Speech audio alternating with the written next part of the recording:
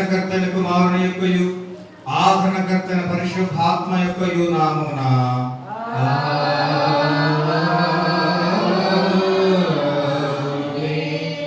నీ వెలుగును నీ సత్యమును నాకు కనపరచుము, అవి నాకు త్రోవ చూపును. నా దేవుని బలిపీఠమునందుకు నాకు ఆనంద సంతోషములు కలుగు చేయి దేవుని యొద్దకు నన్ను తోడుకొని వచ్చును. నేను నా ప్రభు ఎదుట సాగిలపడెదను.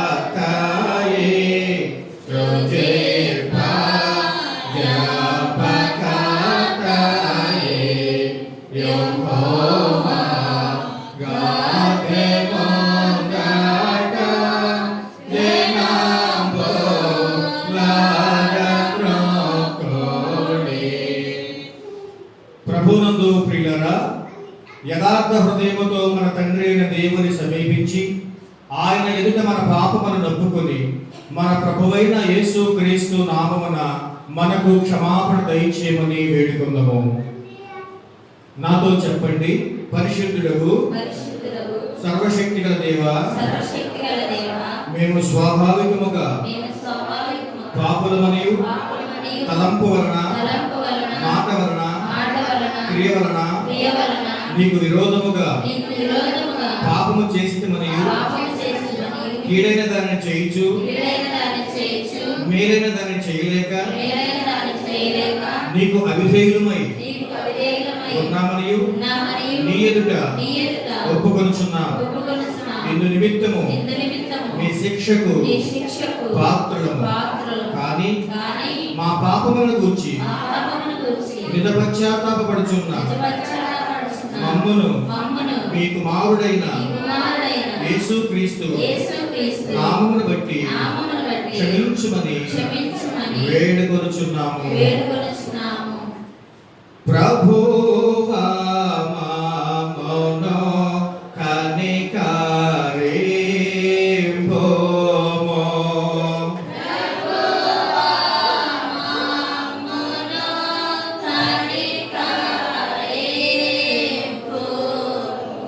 క్రీస్తు మమ్మును కనికరింపుము.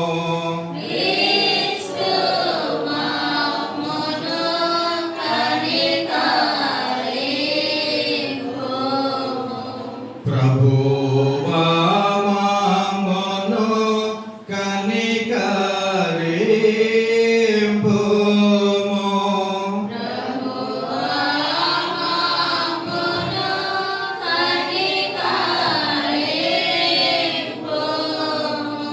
మన పరలోకపు తండ్రి సర్వశక్తిగల దేవుడు మనలో కనికరించి మన కొరకు చనిపోవటకై తన ఏకైక కుమారునిచ్చి ఆయన మూలమున మన పాపములన్నింటినీ క్షమించుచున్నాడు. మరియు యేసుక్రీస్తు ప్రభుని సంఘ కాపరినైన నేను ఆయన ఇచ్చిన అధికారమును బట్టి మీలో నిజముగా పశ్చాత్తాపపడి ఆయన యందు విశ్వాసముంచు వారందరి పాపము క్షమించబడి ఉన్నవని తండ్రి యొక్కయు కుమారుని యొక్కయు పరిశుద్ధాత్మ యొక్కయు నామమున ప్రకటించుచున్నాను.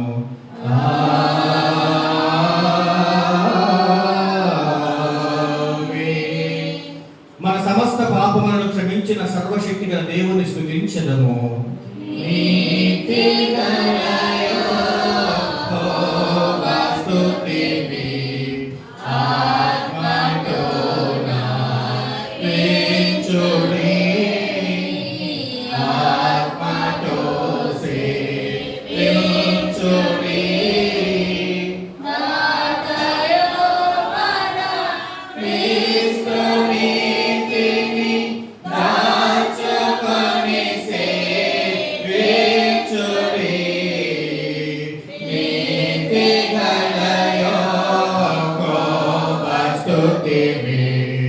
ఆత్మతో పెంచుడి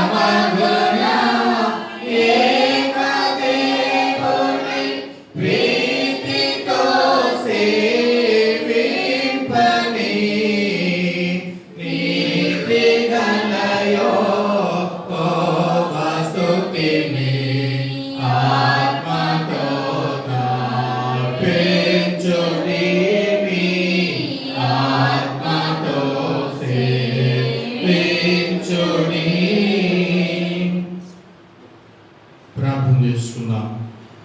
సర్వశక్తియు మిక్కిలి కనికరము కలిగిన మా ప్రియ పరలోకపు తండ్రి, మహాగణుడ, మహోన్నతుడ, సర్వశక్తిమంతుడ, నీ ఘనమైన శ్రేష్టమైన పాదములకు వందనాలు స్తోత్రాలు చెల్లిస్తూ ఉన్నాము తండ్రి. గడచిన కాలమంతా నీ కృపలో మమ్మల్ని బలపరిచి భద్రపరిచిన దేవా, నీకు స్తుతులు చెల్లిస్తూ ఉన్నాము తండ్రి. నీకు వందనాలు స్తోత్రాలు.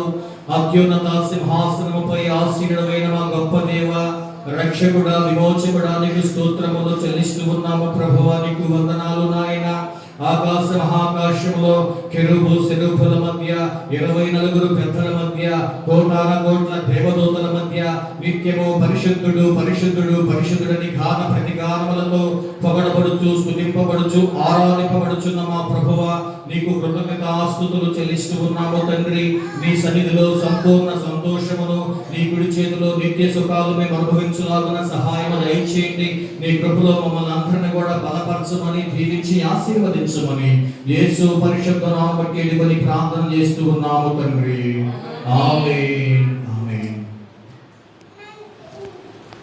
మనం కూర్చున్నాం.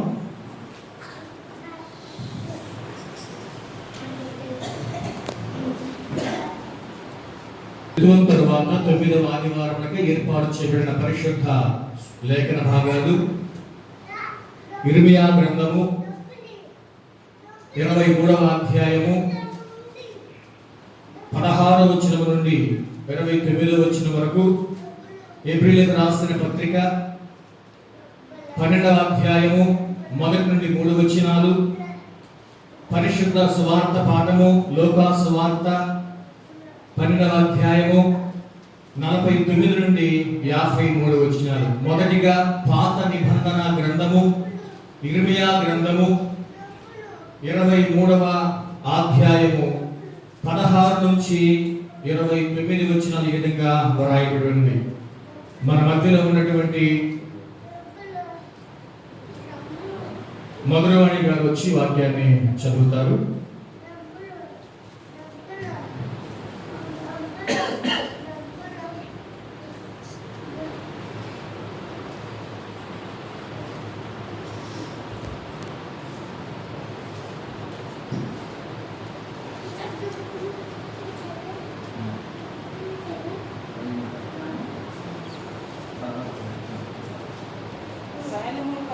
అధిపతియగు యెహోవా ఇలాగ సెలవిచ్చుచున్నాడు, మీకు ప్రవచనములు ప్రకటించు ప్రవక్తల మాటలను ఆలకించుడు.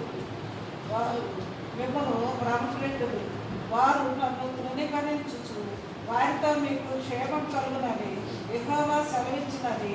ఒకడు తన హృదయ మూర్ఖత చొప్పున నడువగా వానితో మీకు కీడు రాదని చెప్పుచు యెహోవా ఆజ్ఞను బట్టి మాటలాడక తమకు తోచిన దర్శనమును బట్టి కలుగుదు.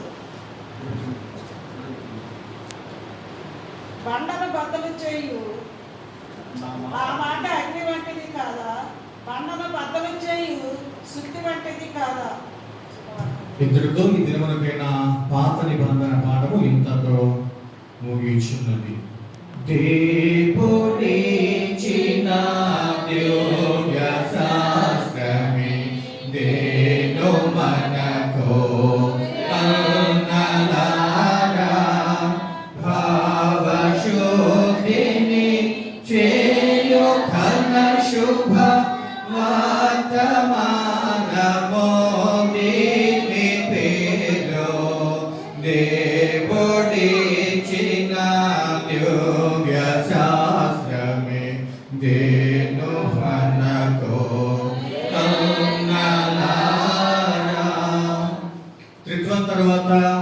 9వ ఆదివారముగా ఏర్పాటు చేయబడినటువంటి పత్రికా పాఠము హెబ్రీయులకు రాసిన పత్రిక 12వ అధ్యాయము 1 నుండి 3 వచనాలు మన మధ్యలో ఉన్నటువంటి వర్మ గారు వచ్చి వాక్యాన్ని చదువుతారు.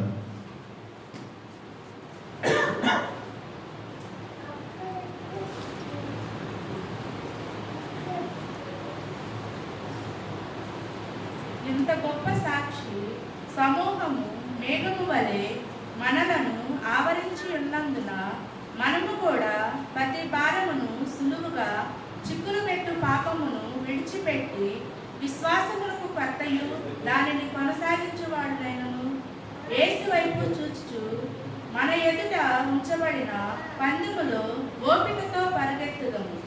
ఆయన తన ఎదుట ఉంచబడిన ఆనందము కొరకై అవమానమును నిర్లక్ష్యం పెట్టి సిలువను సహించి దేవుని సింహాసనం యొక్క కుడి పార్శ్వమున ఆసీనుడై ఉన్నాడు. మీరు అలసట పడకయు మీ ప్రాణములు విసుకకయు ఉండునట్లు పాపాత్ములు తనకు వ్యతిరేకముగా చేసిన తిరస్కారమంతయు ఓర్చుకొనిన ఆయనను తలంచుకొనుడి. ఈ దినములకైన పత్రికా పాఠము ముగియుచున్నది. హల్లెలూయా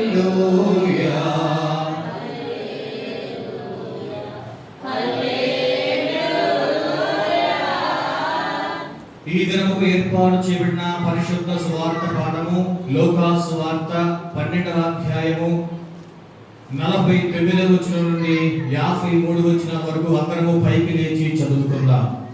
సువార్తను ప్రకటింపా సుసమయం విధియేలో శ్రీ యేసుని నామము ఎంతో మధురం మనకు. పరిశుద్ధ సువార్త పాఠము లూకా సువార్త 12వ అధ్యాయం 49 నుంచి 53 వచనాల వరకు మన మధ్యలో ఉన్నటువంటి శాంతి గురించి వాక్యాన్ని చదివింది.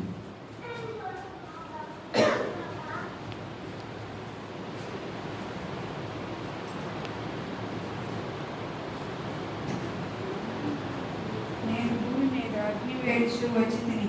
అది ఇది వరకు రగులుకొని మంటగలుడు అని ఎంతో కోరుచున్నాను.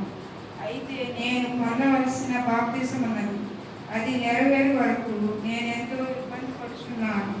నేను భూమి మీద సమాధానం కలుగు చేయి వచ్చిందని మీరు తలంచుచున్నారా? కాదు, భేదము నేను కలుగు చేయి వచ్చిందని మీతో చెప్పుచున్నాను.